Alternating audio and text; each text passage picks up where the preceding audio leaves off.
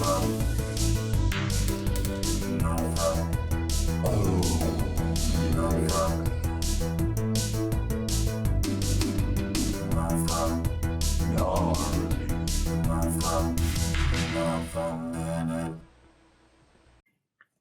guys, welcome to another MoFo Minute Plus. Give me one sec.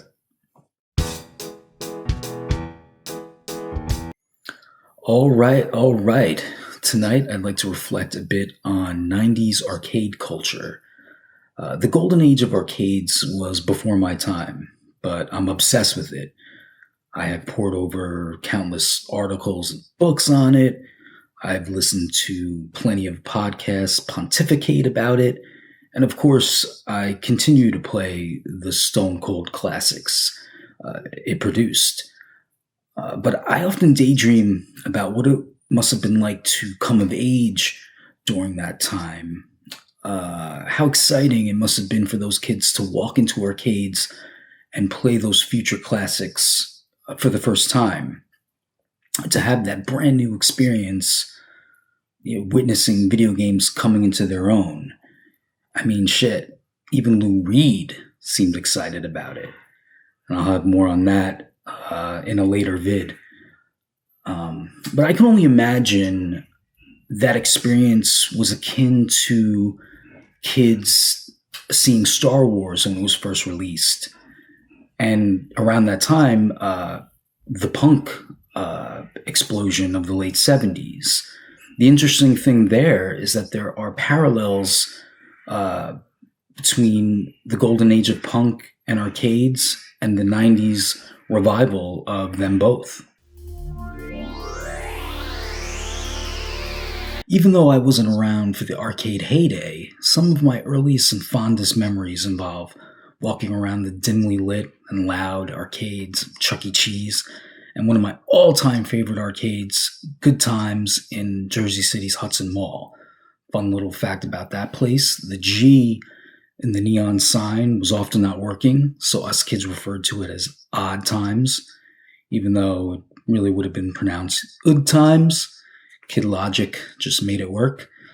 Anyway, our experience in arcades was almost the opposite of kids in the golden era, where they eagerly awaited home versions of the games they devoured in arcades. They were often disappointed by the downgraded graphics and sound of the home versions. Yes, we've all read and heard about the notorious Pac-Man 2600 version, but it bears repeating here because it really emphasizes the difference.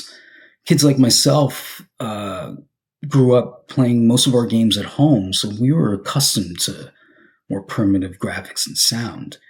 So for us, stepping into an arcade was like a spiritual experience. The graphics more grand, the music and sound effects more entrancing. It was just this assault of light and sound that was oddly comforting.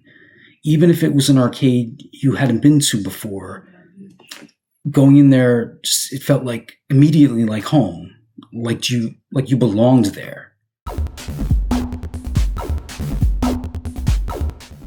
However, one person's wondrous experience can be a reckoning for someone else. So while we were still loving arcades, by 1990, the owners of those arcades were seeing their profits dwindle year after year, with the popularity of home consoles exploding again following the release of the NES in the mid-80s. So it must have been quite the shock when Capcom released Street Fighter II into arcades in 1991. All of a sudden, going to an arcade went from being an occasional fun diversion to something you had to do. Now, of course, there were competitive arcade games before it, but Street Fighter II's well-crafted and deep fighting system became this phenomenon that saw kids flocking to arcades to hurricane kick the crap out of each other. That same year, Nirvana released Nevermind, and like arcades, punk rock was a force again. So heading into the 90s, you see bands like Green Day and Rancid turn a new generation onto punk, And at the same time, you have games like Mortal Kombat and King of Fighters following Street Fighter's lead into the fighting game revolution. Which brings me to one of my other favorite arcades, the Chinatown Fair in New York City. Aptly named, considering it was, well, in the Chinatown section of the city, this relatively unassuming arcade was mecca for fighting game fanatics. As a little kid, my pops would often take me into Chinatown for fun, food, and fireworks. And one of my most vivid memories of that period was my father speaking to a group of young men that eerily resembled Chosen's crew from Karate Kid Part 2, just kind of how they were dressed. My pops had told me that Chinese gangs had operated in that neighborhood. So as we followed these guys into this darkened trailer to view a dizzying array of fireworks, it started to dawn on me that these dudes were indeed one of those gangs. My pops was a cop, and he was carrying at the time, but that did little to keep my little heart from pounding out of my chest.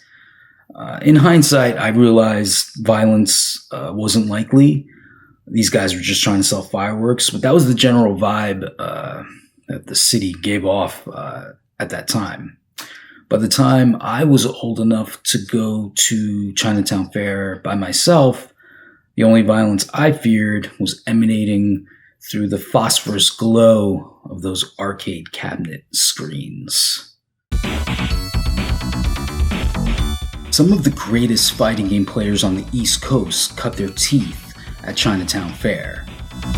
I was not one of these players, not even close, but that did nothing to diminish the absolute joy I had putting a quarter down, backing up, and just waiting to get destroyed by some player who would go on to unleash a fury of combos on me so hard and fast that my admiration overshadowed my devastation. And besides, I could just always make myself feel better by getting some bao buns at a nearby place that served up the best ones on the planet. All in all, it was just a great time and place to be young. I'll be forever grateful not only for all the great Chinese culture to be found in Chinatown, but for all the great Asian cultures to be found throughout the city, particularly during that time. You could spend hours deciding what rad anime to buy at Anime Crash. And after picking up the coolest looking bootleg South Korean cinema, you could stop for a Blanca shot at Pub Anime. I don't know what the hell was in that shot, but it was red and green, and it celebrated Blanca, so come on now.